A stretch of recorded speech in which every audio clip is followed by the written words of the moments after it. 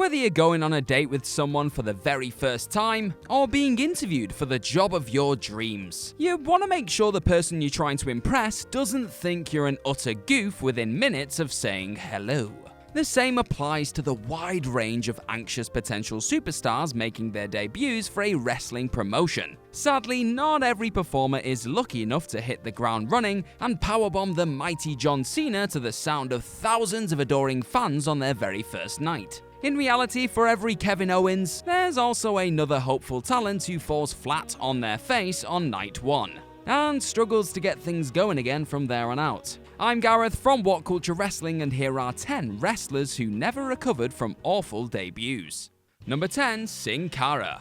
When it was announced that Mexican superstar Mystico had officially signed for WWE, fans were understandably a little bit excited about his impending arrival. Sadly, the renamed Sin Cara literally didn't stick the landing when he popped up on Monday Night Raw for the very first time. Getting caught up in the ropes during his distinct, trampoline-assisted entrance, Sin Cara set the tone for the rest of his botch-filled WWE run before he'd even got his hands, or legs, on then United States champion Sheamus. This lackluster entrance immediately took some of the shine off the fresh new face, and the Luchador's underwhelming debut only got worse during his first match a week later. After again almost wiping out with his jump into the ring, Sin Cara fumbled a Spanish fly attempt on opponent Primo Colón, and tumbled to the outside of the ring. Sin Cara wasn't able to stomp out the constant slips and slides from there on out, and his inevitable WWE departure was then quickly forgotten about as Jorge Arias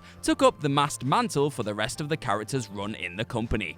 Number 9. Lord Tensai. After almost a decade away from WWE, reports started to circulate in early 2012 that Matt Bloom was set to return to the company. The last time WWE fans saw him, Bloom was losing a match to Val Venus as A-Train on an episode of Heat. So what could they expect from the star who'd spent the last few years wrestling under the name Giant Bernard in Japan? Well, not very much as it goes. Following weeks of vignettes advertising the ominous-looking Lord Tensai, Bloom finally resurfaced under his new name on the Raw after WrestleMania 28. And he didn't exactly get the reaction Vince McMahon was hoping for. Instead of shocking the fans in attendance into a state of stunned silence, Tensai was met with chants of Albert and A-Train as the rowdy post-Mania crowd all but ignored this Japanese warrior character. Before long, Bloom was without his Lord title or formidable entrance gear, and by 2014 he'd become another painful comedy act which fans struggled to take seriously. What could have been, eh? Number 8. Mike Kanellis.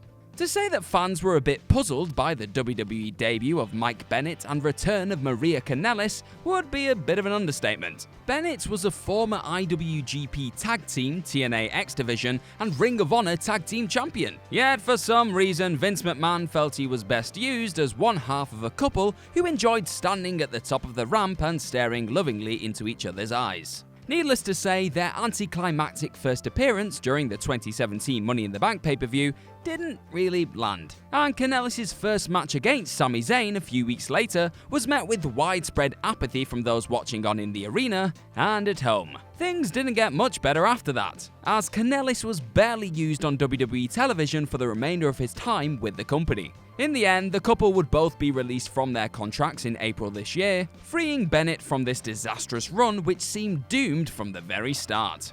Number 7. Sami Zayn. Now, before you sharpen your pitchforks and hurl a stream of vicious abuse at me, everyone knows Sami Zayn is a supremely gifted pro wrestler. Yet there's a strong case to be made that the Sami Zayn character has never really recovered from his bittersweet Monday Night Raw debut in 2015. Though Zayn wrestled out of his skin against United States champion John Cena and was met with a deafening pop upon arrival, the occasion was marred by an awful injury suffered during his debut entrance. This meant that Zayn wouldn't be able to immediately follow up this electric first Raw appearance, as old pal/rival Kevin Owens was able to do a few weeks later, due to him being forced to sit out for 7 months. Zayn did eventually receive a hero's welcome when he finally returned to the main roster at the 2016 Royal Rumble, but he's never truly felt like the same big deal he did on that first night in Montreal in the subsequent 4 years he spent as an active part of either Raw or SmackDown, which is just a damn shame if you ask me.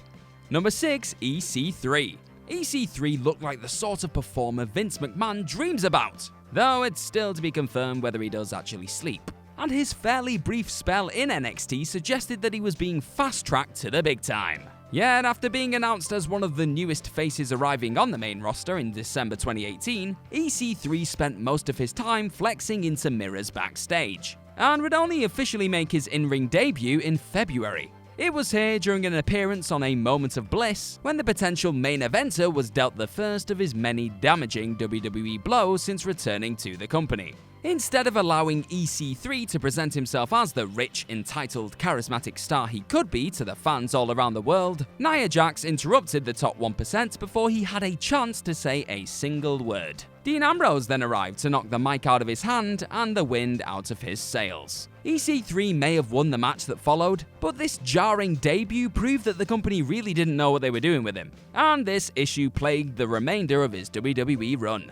Number 5. Bo Dallas. After becoming something of an unexpected hit on NXT as the brilliantly deluded Bo Lever, many felt that Bo Dallas's detestable heel character would work a treat on the main roster. However, when he finally showed up on SmackDown and Raw in May 2014, Dallas was quickly met with a sea of puzzled faces, and not much in the way of any real reaction after beating Sin Cara twice. Those in attendance weren't exactly sure whether to cheer or boo the annoying motivational speaker, and this confusion eventually led to the former NXT champion getting lost in the shuffle in the wake of his call-up from the black and yellow brand. A few years after his introduction fell flat, Dallas would go on to find some small success as part of the Social Outcasts and the B-Team, but these factions were merely cheap comedy acts and nothing more.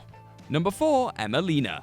Things didn't exactly go to plan for Emma when she returned to the main roster in March 2016, as she eventually found herself sidelined with a back injury just 2 months into her comeback. Sensing her character needed a facelift of sorts when she did resurface, WWE began to air vignettes advertising a makeover, which would see Emma transformed into Emelina. Only it soon became apparent after months of the promos airing that the entire thing was a running joke, according to Dave Meltzer of the Wrestling Observer. Proving this to, be the case. When Emelina eventually made her premiere appearance on Monday Night Raw in February 2017, she announced that we would all now see the makeover from Emelina to Emma. Fans quite rightly didn't know how to react to any of this, and it wasn't long before Emma was pushed to one side in favor of the likes of Alexa Bliss, Bayley, Sasha Banks, and Charlotte Flair. After losing back-to-back matches to the main roster's newest attraction in Asuka, Emma was then released from her contract in October 2017. Number 3. The Shockmaster. Yep, it just had to be here, didn't it?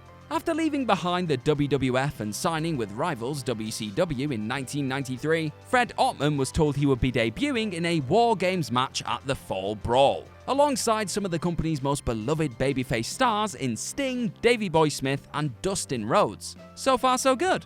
Ottman's new character would finally be revealed to the world during a Flair for the Gold at Clash of Champions, as his partners were being interviewed by the Nature Boy Ric Flair. Then, as Sid and the Harlem Heat interrupted their conversation, Sting suddenly announced that their mystery partner would shock the world. And boy, he was not lying. The immortal introductory tumble of Ottman through a wall, accompanied by loss of sparkly Stormtrooper helmet, was hilariously met with crickets. So WCW attempted to repackage Ottman as a lovable oaf, but the ill-fated Shockmaster character would eventually be abandoned soon after this gaffe for the ages, and the wrestler would leave the company in January 1994. But at least it'll go down in history, right? That's something. Number 2. The Ascension. The Ascension completely dominated the NXT Tag Team division during their time on the Black and Yellow show, holding the NXT Tag Team Championships for almost a full year. Then, a few months after their reign had reached its end, Connor and Victor were given the nod and made their official WWE debuts on Monday Night Raw during the last Red show of 2014. Yet, when the Road Warrior-esque team turned up to take on the duo of The Miz and Damien Mizdow, they weren't greeted with the warm response they were no doubt hoping for. Going from edgy and cool to dated and goofy in a matter of minutes, the Ascension struggled to elicit much noise from the live crowd, and it became clear early on that WWE didn't have much faith in the performers or the gimmick on show. Admittedly, there were a few limp attempts to mark the team out as a credible threat during their surprisingly long stay on the main roster, but Connor and Victor never really adjusted to life on Raw and SmackDown after their poor arrival, and their releases inevitably came in December 2019. Number 1. Mojo Rawley.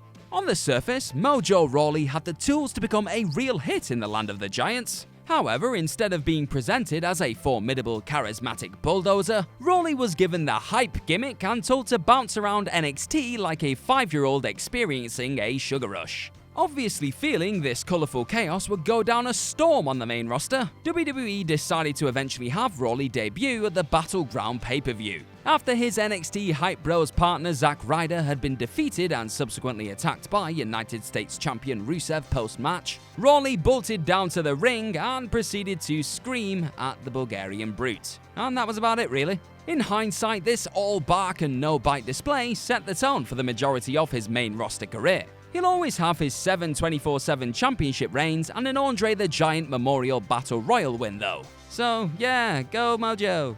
And that's our list. Know of any other wrestlers who never recovered from awful debuts? Let us know all about them in the comment section below, and do not forget to like, share and click on that subscribe button.